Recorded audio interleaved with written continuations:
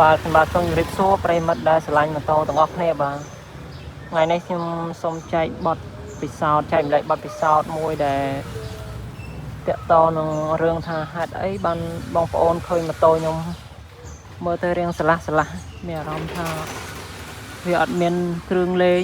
ម៉ូតូខ្ញុំភាគច្រើនគ្រឿងវាស៊ីនមកទាំងអស់ហើយខ្ញុំអត់មានបំពាក់គ្រឿងលេងអីច្រើនដូចម៉ូតូCRS ដតីធាតុពិតម៉ូតូ CRS ត្រូវលេងគ្រឿងបន្តិចបានវាលើកសម្រស់ម៉ូតូយើងកាន់តែស្អាតអញ្ចឹងណាហើយបងប្អូនឃើញស្រាប់ហើយម៉ូតូខ្ញុំគឺអត់មានគ្រឿងលេងទេបាទគឺសឹងតែ original 100%តែម្ដងតាមពិត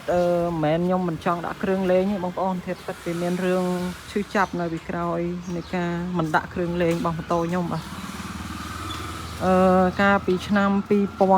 ងប្អូនខ្ញុំជិះម៉ូតូអាសង់ទេប៉ុន្តែម៉ូតូអាសង់ដឹងស្រាប់ហើយវាភ្លើងអត់ទៅភ្លឺម្ល៉េះហើយខ្ញុំក៏បានឲ្យគេដាក់អំពូល LED នៅខាងមុខណាប៉ុន្តែអ្វីដែលខ្ញុំដាក់ហ្នឹងមិនមែនថាចង់ឲ្យម៉ូតូខ្ញុំវាស្អាតលើកសម្រស់អីណាលេងម៉ូតូអីទេប៉ុន្តែអ្វីដែលខ្ញុំចង់បានគឺខ្ញុំជិះម៉ូតូពេលយប់ពេលអីចឹងឲ្យវាមានភ្លើងភ្លឺចឹងណានឹងកាលហ្នឹងប៉ុន្តែផ្ទុយទៅវិញគឺខ្ញុំជួបបទពិសោធន៍អាក្រក់គឺប៉ូលីសចាប់ខ្ញុំរហូតអំពូល LED បំពាក់លើអាសង់ហ្នឹងគឺប៉ូលីសចាប់ខ្លាំងហ្មងគឺខ្ញុំសឹងតែមួយថ្ងៃត្រូវប៉ូលីសចាប់2ដងហើយសរុបទាំងអស់ខ្ញុំចាប់ដូចជា 4-5 ដងហើយម្ដងអស់ជួនកាល 10000 ជួនកាល30000 ជួនកាល 50000ដោយសារគាត់បញ្យល់ហេតុផលថាម៉ូតូបំពាក់គ្រឿងខុសបច្ចេកទេសអីចឹងណាហើយអាសង់យើងពាក់ពូល LED ហើយគាត់ថាខុសបច្ចេកទេសចឹងអានឹងត្រឹមត្រូវតាមច្បាប់យើងមិនអាចប្រកែកបានច្បាប់ចរាចរណ៍គេបានកំណត់កាលណាយើងមកពាក់គ្រឿងខុសបច្ចេកទេសគឺគាត់ត្រូវទៅចាប់យើងអានឹងជារឿងដែលគាត់ត្រូវអនុវត្តច្បាប់ម្ល៉េះហើយខ្ញុំក៏មានគំនិតមួយខ្ញុំថារកទិញម៉ូតូណាដែលមានភ្លើងភ្លឺហើយភ្លើងភ្លឺហើយយើងជិះជប់ប្រឡប់វាមិនងាយធ្លាយមិនងាយអីចឹងណាពេលហ្នឹងខ្ញុំក៏ចាប់ផ្ដើមស្រាវជ្រាវរកម៉ូតូស្រាវជ្រាវយូរប្រហែលជា3ខែបានខ្ញុំជួបម៉ូតូដែលខ្ញុំគិតថាម៉ូតូដែលអាចទុកចិត្តបានទាំងការប្រើប្រាស់ផ្លូវឆ្ងាយក៏ដូចជាភ្លើងហ្នឹងវាភ្លឺ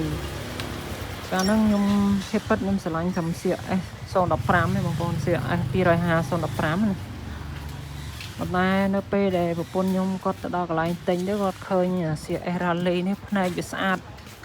ហើយភ្លើងវាភ្លឺហើយមើលទៅវាតំណងអញ្ចឹងក៏ថែមលុយយកអា Rally នេះទៅហើយឃើញថាកាលហ្នឹងវាមានបំពាក់ ABS គ្រឿងសុវត្ថិភាពអីបន្ថែមអីចឹងណាយើងឃើញគុណសម្បត្តិវាច្រើនអញ្ចឹងយើងក៏ធ្វើការសម្រេចចិត្តយកម៉ូតូហ្នឹងតែម្ដងអញ្ចឹងអ្វីដែលខ្ញុំរៀបរាប់ខាងលើនេះហើយជាមូលហេតុដែលខ្ញុំម៉ូតូខ្ញុំអត់មានបំពាក់គ្រឿងលេងទេបាទដោយសារខ្ញុំជួបបទពិសោធន៍ឈឺចាប់តាក់ទងនឹងអត់ចង់ឈឺក្បាលឆ្លើយមួយប៉ូលីសបាទនិយាយត្រង់អញ្ចឹងប្រហែល